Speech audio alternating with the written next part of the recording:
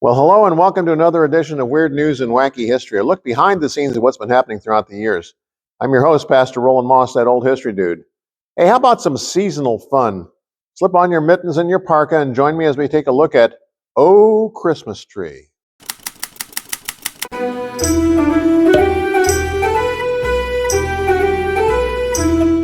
What can the seasonal marketing gurus bring to the Yuletide merchandising table that hasn't been seen or done many times before during the course of 2,000 plus years?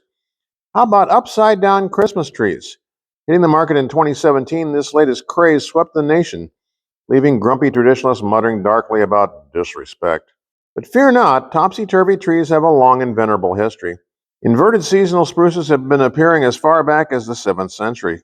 St. Boniface is said to have cut down an oak tree used in pagan worship and replaced it with an upside-down fir tree, the triangular shape demonstrating the Trinity. But the hanging tree was especially popular in southern Poland.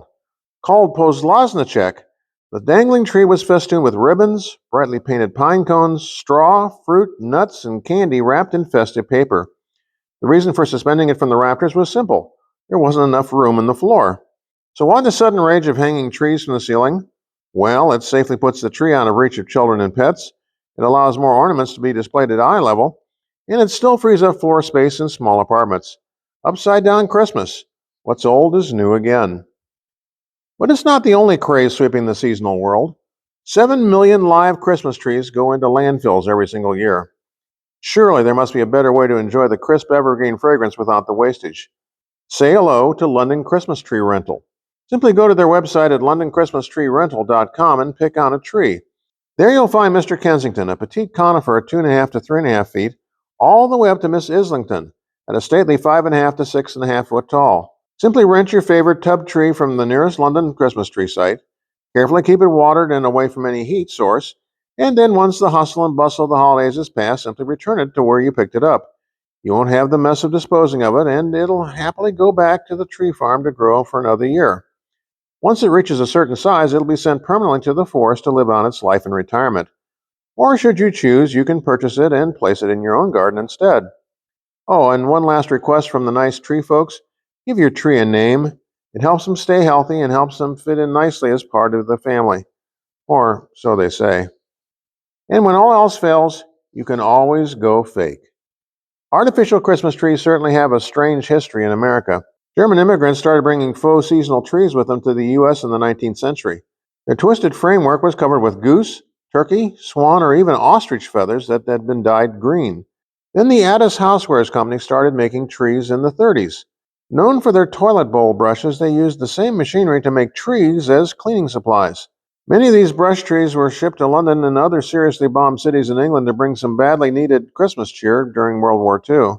With the advent of the space age, Addis introduced an all-aluminum tree. To avoid fires, the silver pine had changing color gels that illuminated the tree from below. These futuristic trees were wildly popular until a 1965 seasonal cartoon changed everything. Ignoring Lucy's advice to buy a pink aluminum tree, Charlie Brown chooses instead a woe-begone but very real tree to protest the commercialization of the season. Sales of metallic Christmas trees immediately plummeted. These days, new materials and scent sickles make telling the artificial from the real increasingly difficult. But cheer up, the next big thing in fake Christmas trees may be just around the corner. No matter the kind of tree, it's how you decorate it that counts. Christmas and Abu Dhabi aren't usually mentioned in the same breath, but this might change everything. The Emirate Hotel there put up a 43-foot tall Christmas tree in the center of their lobby for the 2010 Christmas season. Unlike Charlie Brown's sickly sapling, this one is worth a cool $11 million. Already known for its private marina, helipad, and, I kid you not, vending machines that dispense pint-sized gold bars, this luxe hotel wanted to put on the Ritz for the holidays. The branches grown beneath the weight of gem-encrusted bows, real gold ornaments, and bracelets, necklaces, watches heavy with sapphires, pearls, emeralds, and diamonds. General Manager Hans Oberst boasts of the 131 pricey baubles and bangles that the hotel jeweler created just for the tree. Despite being a Muslim state, the United Arab Emirates goes all out for Christmas each year for their many international residents. But not everyone is ho-ho-hoing. Some old-time Emirati officials fear that all of the Western traditions are insidiously eroding the Abu Dhabian culture. Meanwhile, the bling tree sparkled and twinkled throughout the season. Unfortunately, those looking for that fresh-cut fragrance were sadly disappointed. While the ornaments were genuine, the tree was not. I guess they had to cut corners somewhere, price-wise. And that's about all the time we have for this episode of Weird News and Wacky History, a look behind the scenes throughout the years. I'm your host, Pastor Roland Moss, that old history dude, author, historian, and speaker, wishing that all of your history may be just a little bit weird.